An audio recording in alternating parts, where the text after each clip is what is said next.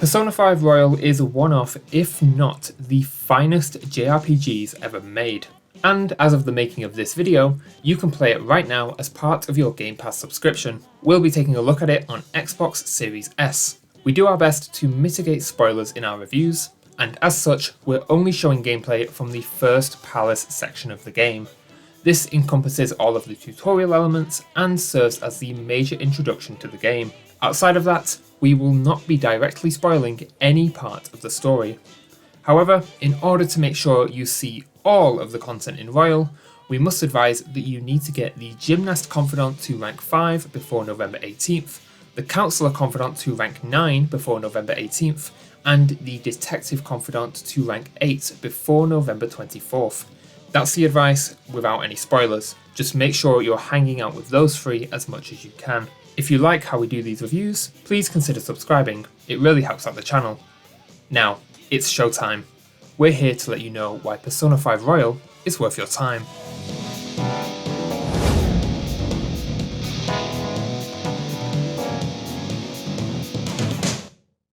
Persona 5 Royal is a game of two halves, social sim and dungeon crawler. The thing that makes the whole package so great is both the interlinking and juxtaposition of these two pillars of gameplay.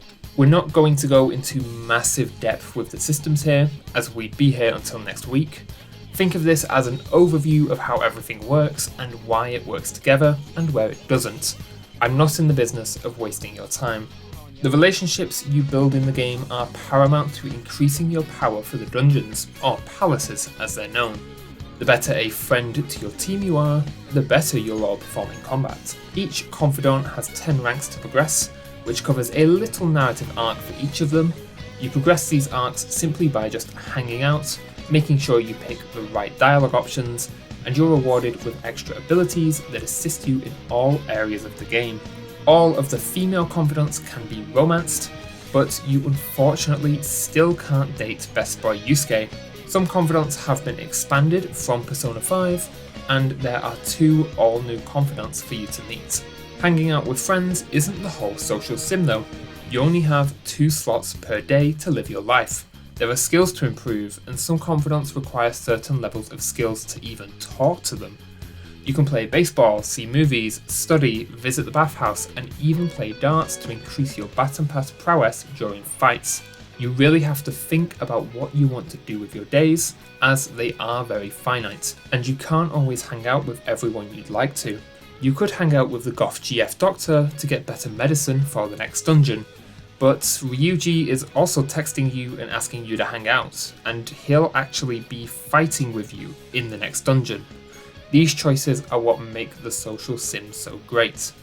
And with that, we're already at the other side of the game, the palaces. These are the true meat of the game, and if you don't complete them within the deadline, then it's game over. These dungeons task you with something much less daunting than social situations: turn-based combat.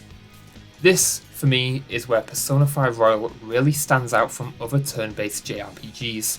In order to fight, you must call upon the power of personas. These are beings that have abilities, strengths, and weaknesses. The key to winning battles is to find enemy weaknesses. Hitting an enemy with an attack they're weak to rewards you with a 1 more, and allows you to chain attacks with other members of your party, get every enemy on their knees, and you have a choice. You can bargain with them for money, an item, or even collect them as a persona to use for yourself, or you can trigger an all-out attack, which is a stylish team attack that does massive damage. Palaces start as a guessing game, but by the end you are waltzing through, chaining attacks together like you own the place. There have been some nice combat tweaks with Royal. Baton Pass is no longer a locked ability, guns refill ammo with each battle, showtime attacks can give you the edge in a dire situation, and technical combos provide more reason to experiment with unity between elements. Palaces also have puzzles to solve, although they're not massively hard, and secrets to find. Exploration is rewarded. Finally, each palace is capped off with a wild boss fight that will test your teamwork. These are a fantastic culmination of gameplay and story. But wait, there's more. We haven't even mentioned the Velvet Room. This is where you fuse the personas you have into more powerful personas. You can also strengthen personas if you're not ready to lose them just yet, and summon personas you've found in the past for a price. Need a break from everything else? Then visit the Thieves' Den, where you can play cards and look over your Phantom Thieves journey. Finally, there is Mementos, the place to grind. This is an area that you can go after completing the first palace, and it allows you to fight personas to gain XP and rewards. This place has its own mysteries to uncover, and has been expanded from Persona 5, but we'll leave that for you to discover. Every element of the gameplay here is polished to a T. The social dynamics and stories, whilst not insanely involved from a gameplay angle, are fun and provide a nice narrative tie. The palace combat is the best turn-based combat out there, period. The third semester content added for Royal is just an expansion on the game, and is definitely worth the journey there. Persona 5 Royal is so fantastic because every element of its gameplay feeds into another system, and every single one of these systems is firing on all cylinders. Nothing ever takes up too much time so as to become boring. After a dungeon crawl, you'll always be craving that social sim downtime, and vice versa, and it all wraps up into one of the best gameplay packages out there. There is a lot here, and it can be daunting at first, but every element here flows so effortlessly that by the time you're a few hours in, you'll already feel like a veteran Phantom Thief. We're starting out nice and strong with the full 5 out of 5 for gameplay.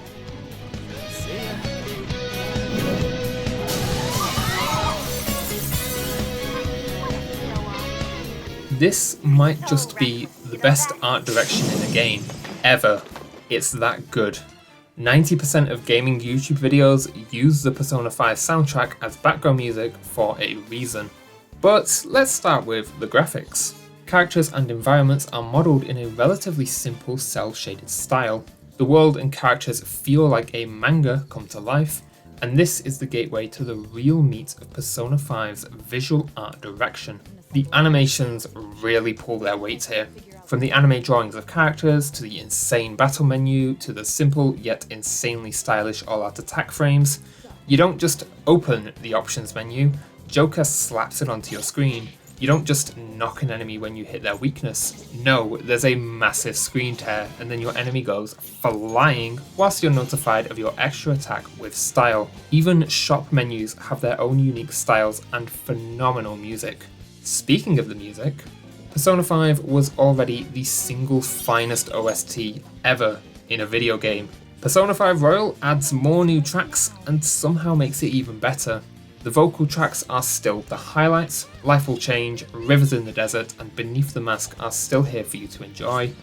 Colours Flying High is a weaker opening song than Wake Up, Get Out There, but inversely, Take Over is a better battle theme than Last Surprise.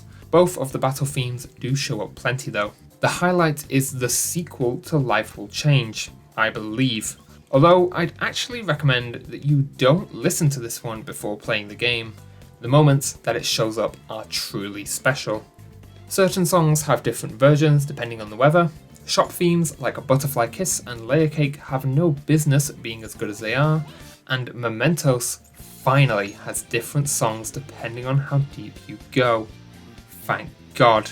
This is truly art direction over graphical fidelity, and it works phenomenally. There is not an inch of this game that doesn't have some unique style, and every tiny detail builds up to a lively world.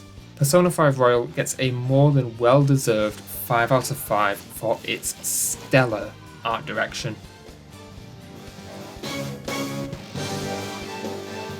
The narrative here is largely unchanged from Persona 5.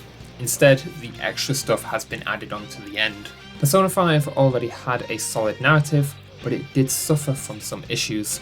The narrative is divided up in tandem with the palaces. After an action-packed opening, you're dropped into an interrogation and forced to remember your life up to that point. Each palace has a focus on one of your teammates and a villain that is tied to them. I like that each palace presents a unique narrative conflict, but naturally they're not all on equal footing. I think the narrative starts off very strong, then hits a bit of a groove, but not at the heights of the opening, then stumbles towards the end, but ultimately finishes strong. The third semester is the strongest narrative in the game, it does a fantastic job of feeling like a natural progression and conclusion to the base game story. The confidant storylines can feel a little one-note, but for the most part they're interesting on their own. The conflicts don't get the same breathing room as the palace storylines, but they are great at getting you more attached to the characters, especially your teammates. Unfortunately though, they cannot really tie into the main narrative as they are entirely optional, so they can end up feeling a little disconnected. The writing overall is good, but it suffers from two main problems. For the most part, the villains aren't directly tied to Joker, and this means that they're not as memorable.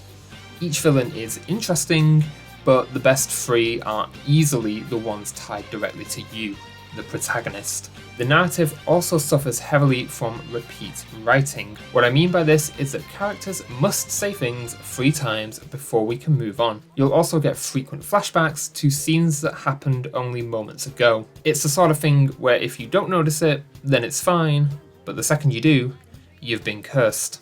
With this in mind, I'd give the base narrative of Persona 5 a 4 out of 5, but Persona Royal has the advantage of the phenomenal third semester narrative and the additional confidants. Those are what tip the whole narrative here to the full 5 out of 5, despite the problems I mentioned.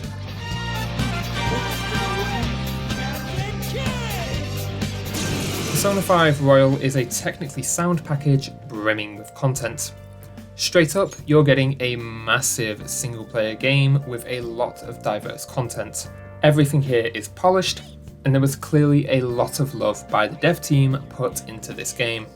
There is a New Game Plus mode, which allows you to carry over your endgame stats.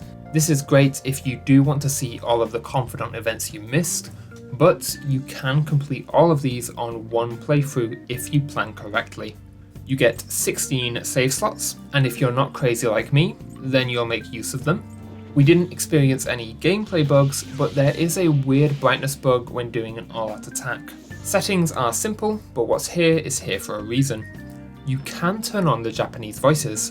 Both the Japanese and English voice acting is superb, but this is still a wonderful option to have. Vibration can be turned on or off. Dialogue voices and auto advance can be toggled, so can animation subtitles. Maintain fast forward can be toggled. Cursor, battle and persona memory can be toggled. Each axis can be inverted separately. You can toggle camera shake, auto adjust and auto adjust during cover. You can also choose if the minimap rotates with the camera.